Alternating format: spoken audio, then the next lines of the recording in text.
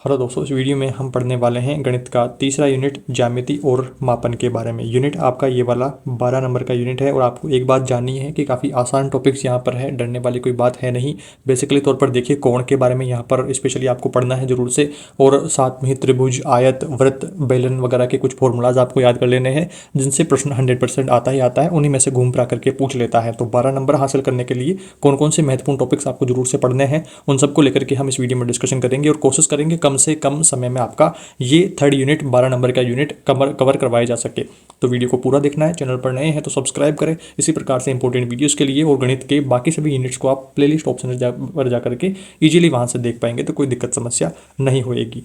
यहाँ पर देखिए दोस्तों, सबसे पहला आता है पॉइंट अपना ज्यामिति के इतिहास के बारे में। इसमें आपको बातें ध्यान में रखनी है कि ज्यामिति जो शब्द है, ज्योमेट्री जो है यूनानी भाषा के जीओ शब्द से यहाँ पर आया है, और मिट्रीन जियो और मिट्रीन से मिलकर के बना है। जियो का अर्थ क्या है? पृथ्वी या फिर भूमि, और मिट्रीन का अर्थ क्या है? मापना। जियो और मिट्रीन से आपका ज्यामिति शब्द बना है और इसका अर्थ होता है मापना। इससे ऐसा प्रतीत होता है कि ज्यामिति का उद्गम भूमि मापने की आवश्यकता के कारण से हुआ है। ज्यामिति का उद्गम कैसा प्रतीत होता है? भूमि मापने के लिए उद्गम हुआ है, ऐसा प्रतीत होता है। उदाहरण के तौर पर अपने को क्या ध्यान में रखना है यहाँ पर कि जब नील नदी में बाढ़ आ जाती थी तो खेतों के बीच की परिसीमाओं को बहा ले जाती थी, जिन्हें पुनः बनाने के लिए मिस्रवासियों ने अनेक ज्यामितीय तकनीकें और नियम विकसित किए करे। भारतीय उपमहाद्वीप में हड़प्पा और मोहनजोदड़ो इत्यादि की जो खुदाइयाँ हुई हैं, इनमें यहाँ पता लगा कि सिंधु घाटी की जो सभ्यता रही लगभग 3000 ईसा पूर्व की बात है, तो ज्यामिति का प्रचुर मात्रा में प्रयोग यहाँ पर करा गया। सारी नाप जोक करके सारी बिल्डिंगें वगैरह, सारा जो उनका रहन सहन तरीका, तौर तरीका, तो वो सारे यहाँ पर ज्यामिति का प्रयोग करके यहाँ पर किया गया। उदाहरण के लिए देखिए, सड़कें परस्पर समानांतर थी, घरों में विभिन्न प्रकार के कमरे थे तो उनकी साइज वगैरह सेम सी, इस तरह से ज्यामिति का प्रयोग वहाँ पर भी देखने को मिला। और एक यूनानी गणितज्ञ थेल्स को श्रेय जाता है कि उन्होंने सबसे पहली ज्ञात उत्पत्ति प्रदान करी। यह उत्पत्ति इस कथन की थी कि वृत्त का जो व्यास है वृत्त को समद्विभाजित करता है, समान दो भागों में बांटता है। थेल्स का एक सबसे प्रसिद्ध शिष्य पाइथागोरस 572 ईसा पूर्व ये रहा है। थेल्स का सबसे प्रसिद्ध शिष्य कौन रहा? पाइथागोरस। पर मैं भी अपने को यहाँ पर पढ़नी है, ये भी आपको ध्यान रखना है। और इसी समय देखिए, मिस्र के एक गणित के शिक्षक यूक्लिड की बात आती है, तो इन्होंने उस समय तक ज्ञात गणित के सभी ज्ञान को एकत्रित करके एलिमेंट्स नामक अपने प्रसिद्ध ग्रंथ के रूप में इसे व्यवस्थित कर दिया था। एलिमेंट को 13 अध्यायों में विभाजित इन्होंने करा। ये कुछ बेसिक जानकारी आपको यहाँ पर रखनी है ज्यामिति के इतिहास के बारे में। अब अगला टॉपिक हमारे सामने आता है वेन हिले द्वारा प्रस्तुत जो ज्यामितीय चिंतन है उसके स्तर क्या क्या हैं। तो पियरे व डीना वेन हिले ने बच्चों के मानसिक ढांचों को अवलोकन करके 1957 में एक सिद्धांत निकाला। वेन हिले के प्रतिरूप में समझ के 5 स्तर सम्मिलित रहे हैं। चिंतन की विशेषताओं का वर्णन करते हुए स्तरों को दृश्यांकन, विश्लेषण, अनौपचारिक कटौती, औपचारिक कटौती तथा कठोरता नाम इनको दिया गया वेन हिले द्वारा, इनके द्वारा। अब अपन बात करते हैं यहाँ पर वेन हिले के जो प्रतिरूप रहा है, मॉडल जो रहा है वो किस प्रकार का रहा है। तो स्तर 0 पर सबसे पहले क्या रहा? आधारभूत स्तर, जिसमें दृश्यांकन रहा, देखने के ऊपर यहाँ पर बेसिकली फोकस करा गया। तो यहाँ पर चित्र आप देखेंगे, इस प्राथमिक स्तर पर स्थान के बारे में केवल विद्यार्थियों को जानकारी दी जाती है। सिर्फ पूरे भाग को देखने के ऊपर फोकस करा जाता है, न कि केवल एक पार्ट के ऊपर, बल्कि पूरा भाग देखने के ऊपर। जैसे ये वर्ग है तो कैसा कैसा डिजाइन हो सकती है, तो वर्ग रहेगा।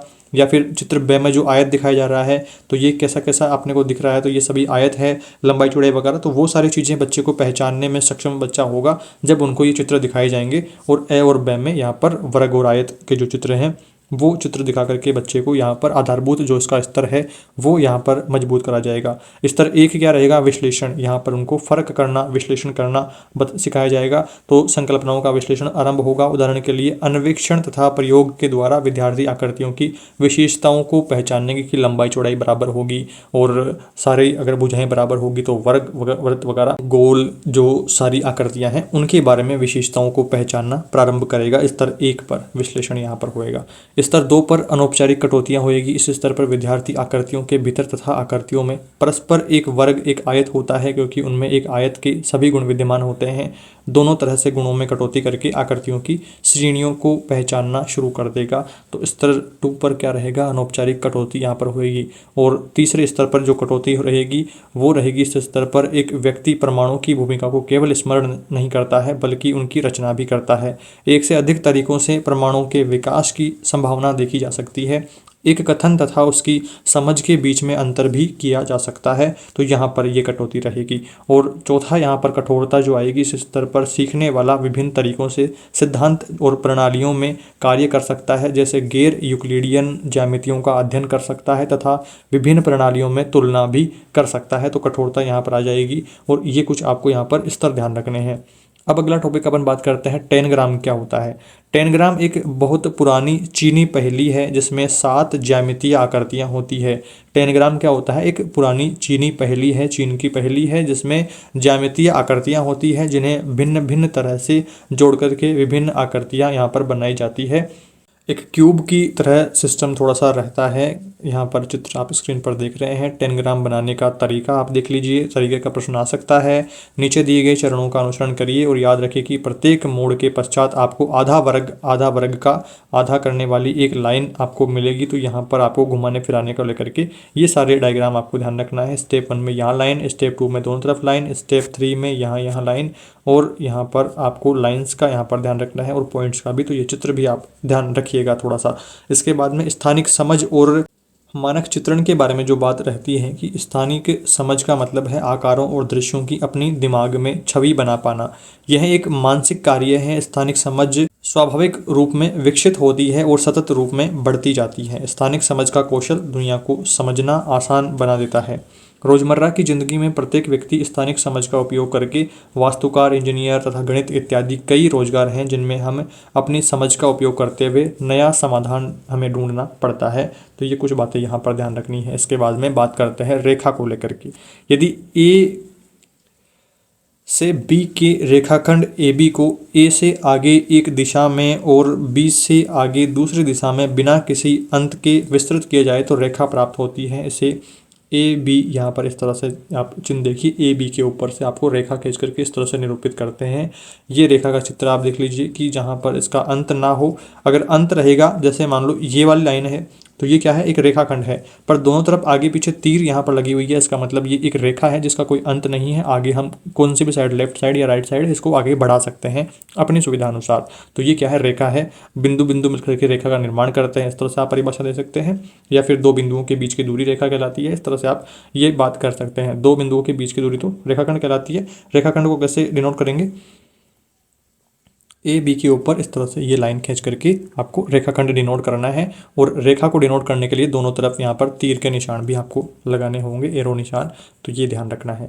विभिन्न प्रकार की रेखाओं के गुण, रेखाओं के प्रकार कौन कौन से हैं, आइए उनके बारे में बात करते हैं। तो सबसे पहले आती है प्रतिच्छेदी रेखाएं। प्रतिच्छेदी रेखा का मतलब है कि आपस में जो छेद रही है, काट रही है, उभयनिष्ठ बिंदु इनमें रहता है। यहाँ पर उभयनिष्ठ बिंदु ये आ गया है रेड वाला, और रेखाएं एक दूसरे को परस्पर काटती है। तो ये हो गया क्या, प्रतिच्छेदी रेखा। दूसरी रेखा है समानांतर रेखा। समानांतर रेखा का मतलब है दो रेखाएं बराबर चल रही है, जिनका यहाँ पर लेफ्ट साइड में भी बराबर दूरी, बराबर स्पेस है, और राइट साइड में भी इनमें बराबर स्पेस है। और ये स्पेस आगे भी, लेफ्ट साइड अगर अपन आगे बढ़ते जाएंगे तब भी बराबर रहेगा, राइट साइड आगे बढ़ते जाएंगे तब भी सेम ही रहने वाला है, कोई फर्क नहीं रहेगा। ये क्या रहेगी, समानांतर रेखा, जिनकी बीच की दूरी प्रत्येक बिंदु पर हमेशा समान रहेगी। L समानांतर M से इनको डिनोट करते हैं, प्रदर्शित करते हैं। आगे यहाँ पर 3 नंबर पर है लंब रेखा। लंब रेखा में देखिए दो रेखाएं जिनका आपस में 90 डिग्री का कोण बनता है। तो ये एक रेखा है, इसके ऊपर लंब डाल रही है P रेखा, ये PM रेखा। तो यहाँ पर ये क्या रहेगी, लंब रेखा, जो कि 90 डिग्री का कोण बनाए। इसको दर्शाने के लिए अपने को यहाँ पर लंब वाला जो चिन्ह है इसको डिनोट करना होगा। ये बीच में ये वाला चिन्ह डालेंगे तो यहाँ पर ये प्रदर्शित हो जाएगी लंब रेखा। ये 3 रेखाओं के बारे में स्पेशली आपको यहाँ पर ध्यान रखना है। इसके बाद में अब बात करते हैं कोण को लेकर के। कोण क्या होता है कि यदि दो किरणें मिलकर के, दो रेखाएं मिलकर के इस प्रकार से जो आकृति बनाती है उसको अपन कोण कहते हैं। या दूसरा आप ऐसे भी ले सकते हैं कि एक बिंदु से दो रेखाएं जो निकल रही है ये क्या है, कोण कहलाएंगी। तो इस तरह से अपने अनुसार परिभाषा को सेटअप करने की कोशिश करिएगा। कोणों के प्रकारों को लेकर के अपन बात करते हैं। सबसे पहला आता है न्यून कोण। न्यून कोण का मतलब है कि 90 डिग्री से कम कोण को न्यून कोण कहते हैं। जैसे 30 degree, 40 degree, 50 degree, 60 degree, 70 degree, 75 degree, 80 degree, 85 degree, मतलब 90 डिग्री से कम का कोण है तो वो न्यून कोण है। चित्र आप यहाँ पर देख लीजिए, इस तरह का कोण आपको ध्यान रखना है। दूसरा है अधिक कोण। जो कोण 90 डिग्री से अधिक का है और 180 डिग्री तक का जो कोण है वो यहाँ पर क्या रहेगा, अधिक कोण की श्रेणी में आएगा। समकोण आप जानते ही हैं, 90 डिग्री का कोण जो होता है इस तरह से चित्र इसका रहता है। तो ये क्या है, कोण अपना यहाँ पर समकोण। ऋजु कोण या फिर सरल कोण, तो 180 डिग्री का कोण जो रहेगा, 180 डिग्री का कोण कैसे, मतलब समतल पर जो रेखा है इसके ऊपर जो बना कोण है ये क्या रहेगा आपका सरल कोण या फिर ऋजु कोण भी आप कह सकते हैं। अगला यहाँ पर है वृहद कोण। वृहद कोण देखिए जो 180 डिग्री से अधिक है और 360 डिग्री से कम है तो वो क्या रहेगा, वृहद कोण। जैसे यहाँ पर एक सरल रेखा ये है और ये इस तरह से मान लो, तो ये वाला जो हिस्सा है ऊपर वाला पार्ट, तो ये क्या आएगा, वृहद कोण में आएगा, जो कि 180 डिग्री से तो अधिक है और 360 डिग्री से कम है। समपूरक कोण की बात आती है तो यहाँ पर दो समकोण के बराबर हो, यानी कि यहाँ पर 180 डिग्री इनका जो मान है वो फाइनल मान आता है तो उसे क्या कहेंगे, समपूरक कोण। दो कोण मिलकर के क्या बनाएंगे, 180 डिग्री बनाएंगे तो वो वहाँ पर समपूरक कोण रहेगा। जैसे एक कोण तो 110 डिग्री का है, दूसरा 70 डिग्री का है, तो ये मिलकर के 180 डिग्री बना रहे हैं तो ये समपूरक कोण के अंतर्गत आएंगे।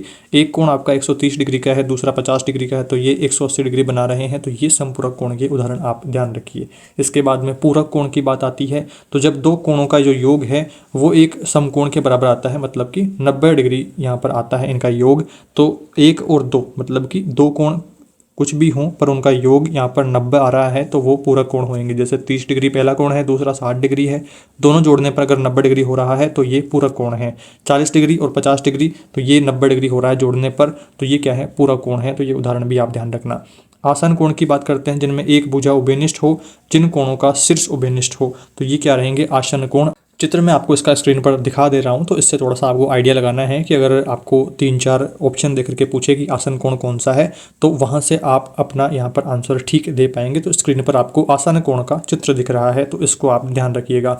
दूसरा यहाँ पर आगे है सम्मुख कोण। सम्मुख कोण है जब दो रेखाएं प्रतिच्छेद करें तो प्रतिच्छेद बिंदु पर आमने सामने जो कोण बन रहा है तो ये क्या रहेगा, सम्मुख कोण रहेगा। दो रेखाएं प्रतिच्छेद कर रही हैं और प्रतिच्छेद बिंदु पर आमने सामने जो कोण बन रहा है ये क्या रहेगा, अपना सम्मुख कोण रहेगा। तो ये बेसिक जानकारी जो है यहाँ पर अपने इस डीएलएड वाले सिलेबस में दिया गया है। स्क्रीन पर आप सम्मुख कोण का चित्र भी देख लीजिए, इस तरह का आपको ध्यान रखना है। और आगे आप जब बात करें रीट में और थर्ड ग्रेड जब आप रहेगी लेवल 1 आपका, तो वहाँ पर भी कोण को लेकर के स्पेशली बात करी गई है और प्रश्न 100% पूछा जाता है। तो कोण को लेकर के अपना एक अलग वीडियो आएगा, सेपरेट वीडियो आएगा जिसमें कोण को लेकर के वैकेंसी एग्जाम में किस प्रकार के प्रश्न पूछे जाते हैं, सरल से लेकर के कठिन की ओर, जीरो से हीरो वाली, मतलब पूरा ओवरऑल कोण टॉपिक अपन कवर करेंगे एक वीडियो में।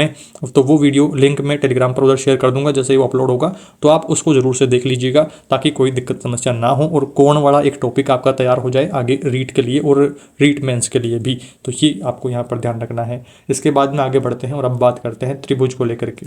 त्रिभुज में देखिए, त्रिभुज 3 भुजाओं से बंद घिरी हुई आकृति त्रिभुज कहलाती है। बेसिक परिभाषा वगैरह आप जानते ही हैं। भुजाओं के आधार पर त्रिभुज के प्रकारों की बात करें तो 3 प्रकार के हैं यहाँ पर, समबाहु, समद्विबाहु और विषमबाहु। समबाहु क्या होगा कि सभी भुजाएं समान हैं, समद्विबाहु मतलब दो भुजा समान है, और विषमबाहु मतलब कोई भी भुजा समान नहीं है, सारी भुजाएं असमान है, तो वो क्या रहेगा, विषमबाहु। कोणों के आधार पर जो त्रिभुज के प्रकार हैं उनमें यहाँ पर 3 प्रकार ध्यान रखने हैं, समकोण त्रिभुज, न्यून कोण त्रिभुज, अधिक कोण त्रिभुज। समकोण त्रिभुज मतलब एक कोण जिसमें 90 डिग्री का हो तो वो क्या रहेगा, समकोण त्रिभुज। न्यून कोण त्रिभुज प्रत्येक कोण 90 डिग्री से कम का यहाँ पर रहेगा तो वो क्या रहेगा, न्यून कोण त्रिभुज। अधिक कोण त्रिभुज जिसमें एक 90 डिग्री से अधिक का कोण हो तो वो, जिस त्रिभुज में एक 90 डिग्री से अधिक का कोण हो तो वो क्या रहेगा, अधिक कोण त्रिभुज रहेगा।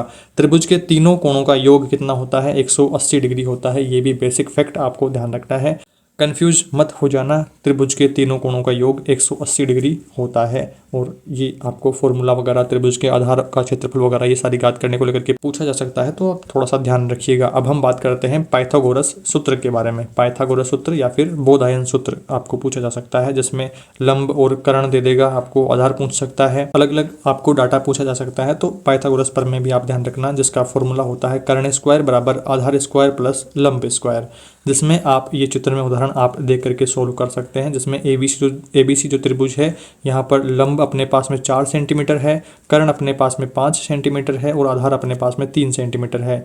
LHS बराबर RHS करके यहाँ पर बात करी गई है। तो मेनली आपको ये ध्यान रखना है कि कर्ण का जो स्क्वायर है वो आधार स्क्वायर और लंब स्क्वायर के बराबर होता है, मतलब सबसे बड़ी जो भुजा है वो क्या है, कर्ण है। इसमें देखिए AC स्क्वायर जो हो रहा है, कर्ण का स्क्वायर हो रहा है, तो 5 है कर्ण, तो 5 का स्क्वायर कितना हो गया, 25। और BC क्या है अपने पास में, यहाँ पर आधार का स्क्वायर अपने को करना है, तो BC है 3, तो 3 3 9 यहाँ पर होएगा। और यहाँ पर लंब का स्क्वायर है 4 का स्क्वायर करेंगे तो 16 हो जाएगा, और 16 और 9 यहाँ पर 25 हो गए हैं, और कर्ण अपने पास में 25 ऑलरेडी आ चुका था। तो यहाँ पर अपने पास में LHS बराबर RHS हो रहा है, मतलब कि जो लंब का स्क्वायर है प्लस आधार का स्क्वायर है वो कर्ण स्क्वायर के बराबर रहता है, दोनों का योग। तो ये आपको पाइथागोरस प्रमेय ध्यान रखना है, पाइथागोरस सूत्र ध्यान रखना है। इसके बाद में बात करते हैं चतुर्भुज को लेकर के। चतुर्भुज में आप देखिए सबसे पहले समलंब चतुर्भुज की बात करते हैं। 4 भुजाओं से बंध घिरी हुई आकृति चतुर्भुज कहलाती है। इस तरह से बेसिक चीज़ें तो आपको पता ही है, तो उन सब के बारे में नहीं जाएंगे। प्रश्न किस तरह के पूछे जा सकते हैं एग्जाम में, सिर्फ हम उन्हीं के बारे में बात करेंगे। सबसे पहला चतुर्भुज आता है समलंब चतुर्भुज, जिसकी भुजाओं का एक जोड़ा समांतर है। जैसे समलंब चतुर्भुज का क्षेत्रफल का फॉर्मूला आता है H गुणा 1/2 A प्लस B, आपको ध्यान रखना है, जहाँ A और B क्या है, समांतर भुजाएं हैं। और यहाँ पर चित्र आप देख लीजिए जिसमें एक जोड़ा यहाँ पर समांतर है, तो DC और AB यहाँ पर क्या है, समांतर है। और यहाँ पर समांतर जो चतुर्भुज आता है वो यहाँ पर आता है जिसकी आमने सामने की भुजाएं समांतर हों। तो चित्र आप यहाँ पर स्क्रीन पर देखिए, ये वाला चित्र कि इसकी आमने सामने की भुजाएं जैसे AB और DC, और दूसरी ओर AD बराबर क्या है अपने पास में CB है, जो कि समांतर हैं, कभी नहीं मिलेगी ये वाली। और इसका समांतर चतुर्भुज का क्षेत्रफल होता है आधार गुणा लंबवत ऊंचाई। सम चतुर्भुज की बात करते हैं तो चारों भुजाएं जिसकी समान होती है। तो ये चित्र आप देख लीजिए, इस तरह का चतुर्भुज आपको देखने को मिले तो वो क्या है, सम चतुर्भुज है। सम चतुर्भुज का क्षेत्रफल होता है 1/2 गुणा D1 गुणा D2। तो यहाँ पर D1 क्या है, पहला विकर्ण, और D2 क्या है, दूसरा विकर्ण।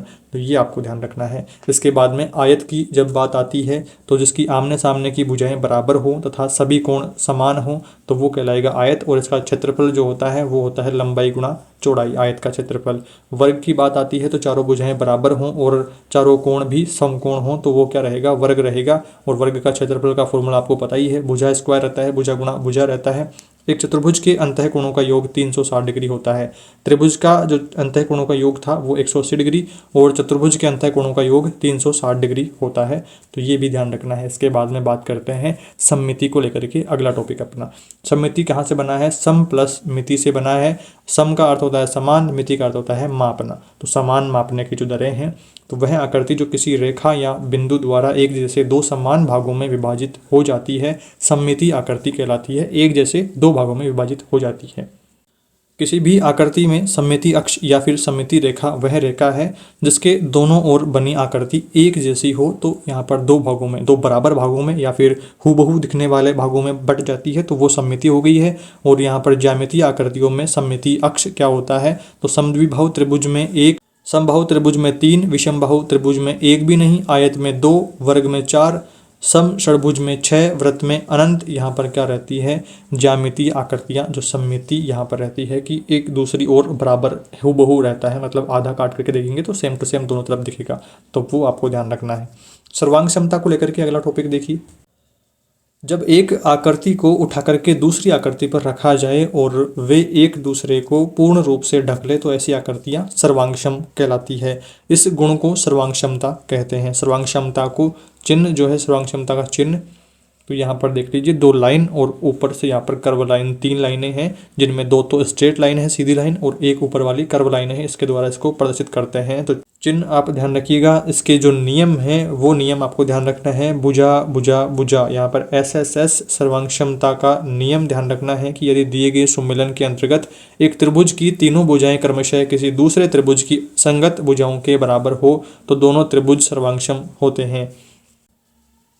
दूसरा नियम आता है भुजा कोण भुजा नियम, SAS नियम। इसमें देखिए एक त्रिभुज की दो भुजाएं और उनके अंतर्गत कोण दूसरे त्रिभुज के अंतर्गत दो भुजाओं और उनके अंतर्गत कोण के बराबर हों तो ये त्रिभुज क्या होते हैं, सर्वांगसम होते हैं, भुजा कोण भुजा।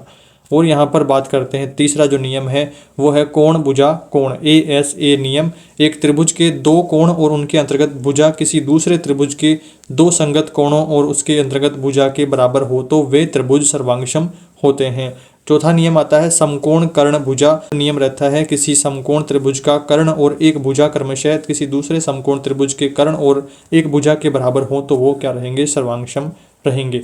सर्वांग क्षमता के कुछ प्रमुख घटक, आकार और साइज। आपको ध्यान रखना है कि सर्वांग क्षमता के प्रमुख घटक हैं आकार और साइज।